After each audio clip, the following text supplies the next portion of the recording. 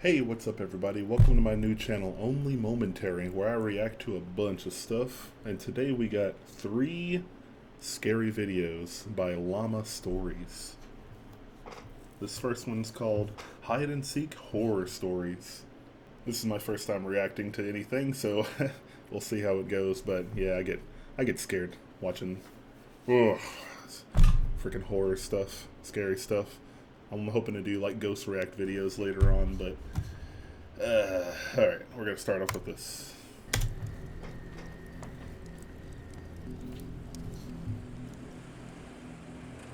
When I was a kid, my parents would sometimes bring me down to my aunt and uncle's place to stay for the weekend. Mainly, I'd spend time playing with my 2 cousins who were around the same age as me. They lived on a small farm with plenty of open space, and we could run around doing pretty much whatever we wanted. If we thought we could get away with it, the 3 of us would sometimes cross over to the neighboring farm about half a mile away.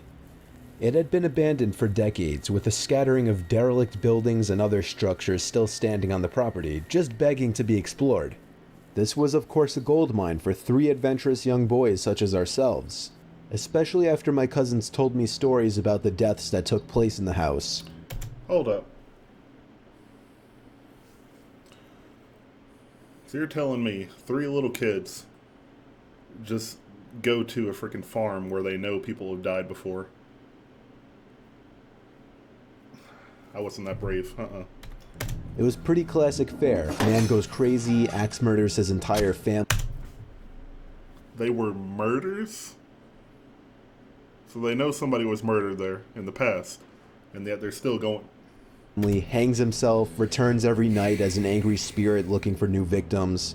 Good, grisly stuff. Even at that age, I knew they were probably making it up, or at least embellishing old rumors.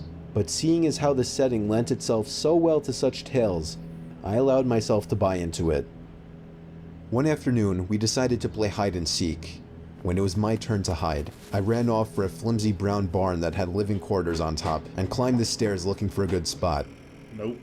There was still furniture inside, and personal belongings lay scattered across the floor.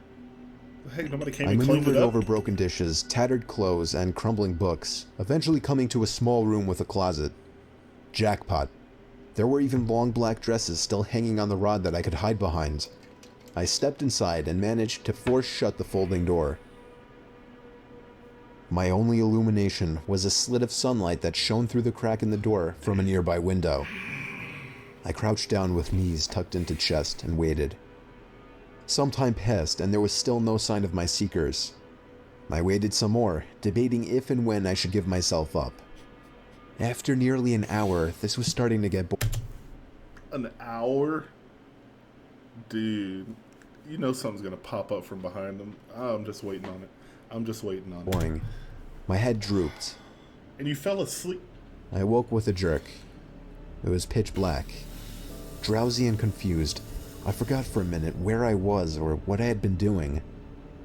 As it came back to me, the realization that it was now nighttime and that I had been abandoned here filled me with sinking dread in the pit of my stomach. I tried to get up, but a sudden cramp in my calf kept me grounded. I squirmed about, waiting for it to pass, when I heard a door slamming shut downstairs, and instantly froze. One of my cousins? There was a brief period of silence, then footsteps at the bottom of the stairs. Jump out the window, jump out the window. A thud too. After every other step. These weren't the footfalls of a child. They were slow, heavy, deliberate. I held my breath, praying they would go away. They did not. The noises continued to ascend. Look at that scary ass doll down there in the corner. Oh, you can only see the freaking. Hold up. Look at that scary ass doll down in the corner. Nah, screw that. Screw that. You need to get out. You need to get out of there. After another moment of silence, the walking resumed, this time along with a steady scraping sound, like something heavy being dragged across the floorboards. The footsteps made their way through the debris and wandered aimlessly through the various rooms. I thought I could smell something faintly putrid. The constant scrape sent cold shivers coursing down my arms and back. My worst fears were realized when the steps reached the bedroom doorway. They got closer and closer and finally stopped directly in front of the closet door. I couldn't see a thing. After an agonizing pause, they continued on over to the other side of the room and out the doorway again. They faded away down the hallway. I waited for what seemed like an eternity. Go. There were no more sounds now, and I was trying to build up enough courage to open the door and flee. There you go. 3 things happened simultaneously just then. I was bombarded with a smell I can only describe as fresh roadkill.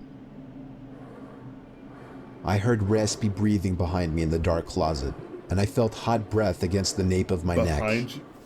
That was enough for me to hurtle myself out from the confines of that nightmare space, relying on memory and scant moonlight to navigate through the darkened house. All the while, I heard footsteps chasing behind me, closing in with terrifying speed. It was a clumsy, torturous escape full of trips and bumps and blind stumbling. I never looked back, at least not until I had burst out the front door and into the country night. And when I did turn around, I saw absolutely nothing. There were no more footsteps and nobody was chasing me.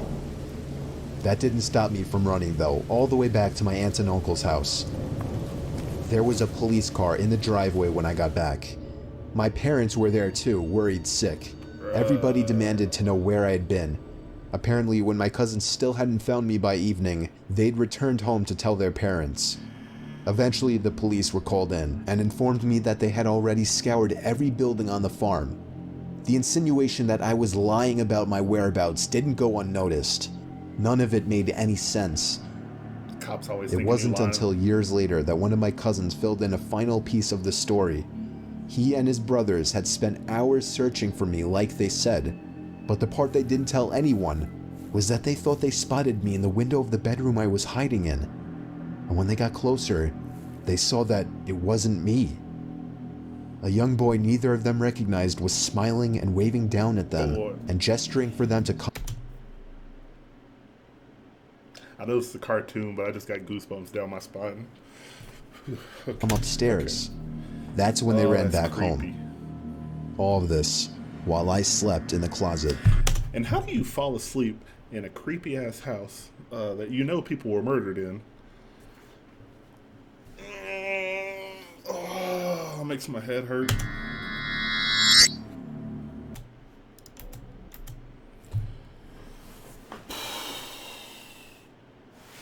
Well, that first one was a doozy. Bruh, how do you just fall asleep in a freaking... I don't know. Okay, this next one's called The Motel. I don't know what to expect. Let's see what happens.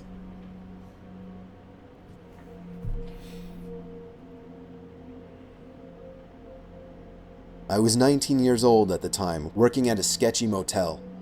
The motel was pretty run down, and the majority of people who stayed there were locals that were just doing things they weren't supposed to be doing. Ooh. Let's just say the cops came by multiple times a week. Oh, dang. I worked as both a front desk person, checking in these creeps all hours of the night, and as a housekeeper who got to clean up their nasty, vomit-smelling rooms afterwards. Ew. One afternoon, I was working as a housekeeper in the second building of the motel on the backside furthest from the office. I hated working over there because it not only had the most worn-down rooms, but it was always pretty vacant over there and way too quiet for comfort.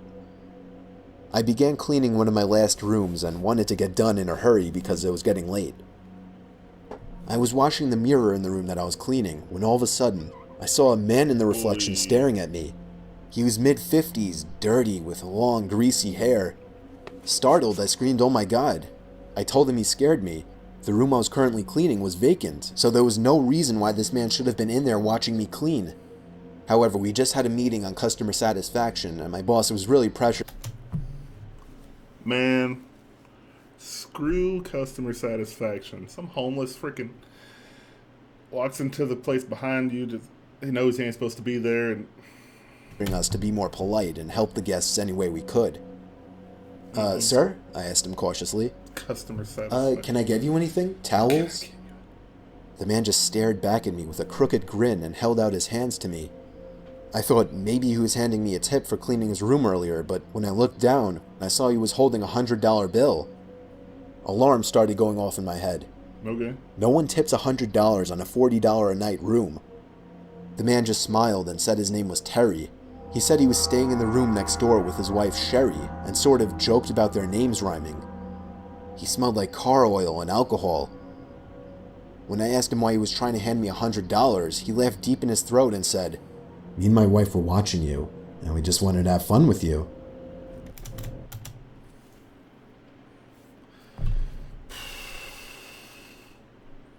You need to go. You need to just run. Screw that customer satisfaction crap. Go. I felt like my heart jumped into my throat.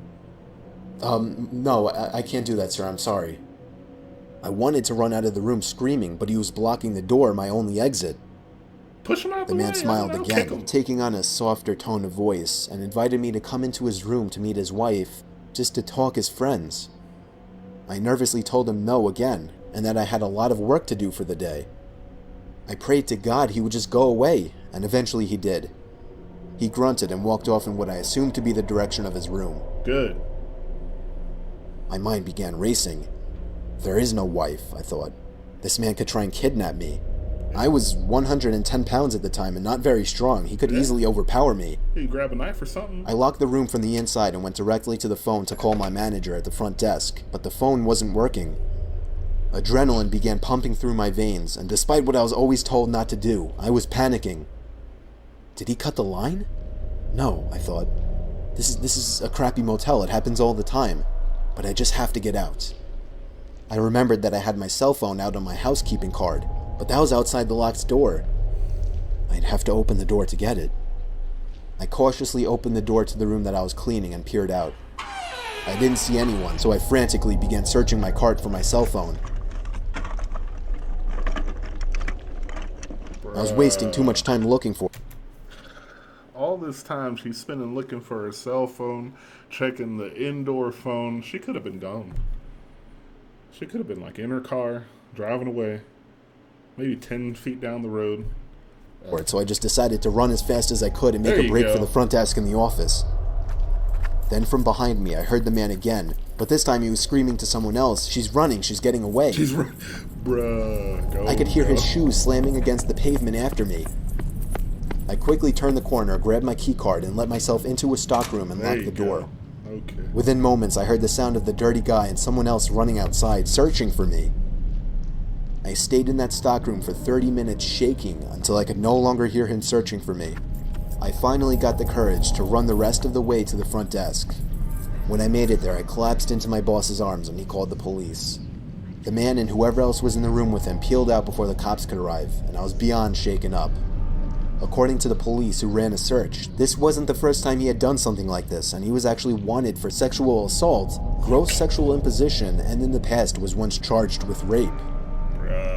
A few weeks later, on what happened to be my birthday, this guy was caught. A few weeks after that, I quit. Yeah, I will never again work at another motel. Bro. Man. It's scary out there for women, I'm telling you. Dude, I don't even know. I couldn't imagine. That sucks, man. At least she got away. That's what matters. Anyways, guys, if you like this video, like and subscribe. And if you're going through any hard times, remember it's only momentary. Thanks for watching.